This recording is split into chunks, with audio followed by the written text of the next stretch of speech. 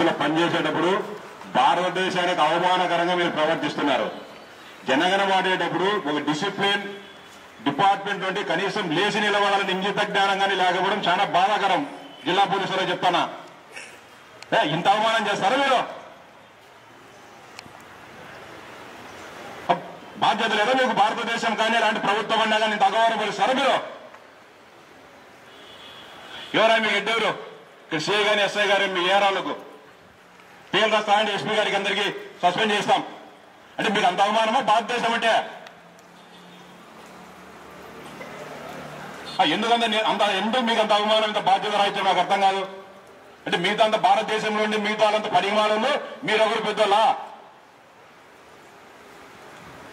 చెప్తా, ఎస్పీ గారు కంప్లైంట్ చేస్తా ఇప్పుడే. మీ మీద తమాజ్ చేస్తారు, తమాజ్ చేసినా మీరేం డ్యూటీలు చేస్తారు? భారతదేశం అంటే గౌరవం వెళ్ళిన మీరేం ఉద్యోగాలు చేస్తారా?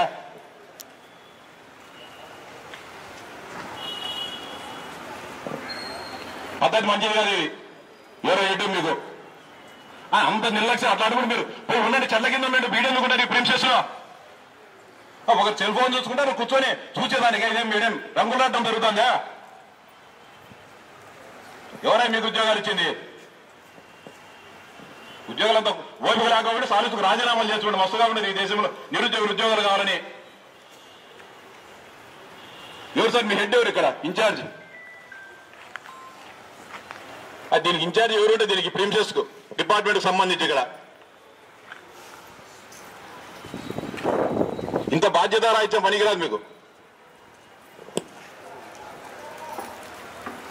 నెంబర్ రాసుకోండి, మనీ చెప్తా. బండి నెంబర్, ఈ నెంబర్ రాసుకో, ఈ నెంబర్ ఆ నెంబర్ వెహికల్ నెంబర్ రాసుకో. స్టూడెంట్స్ వెళ్ళదండి.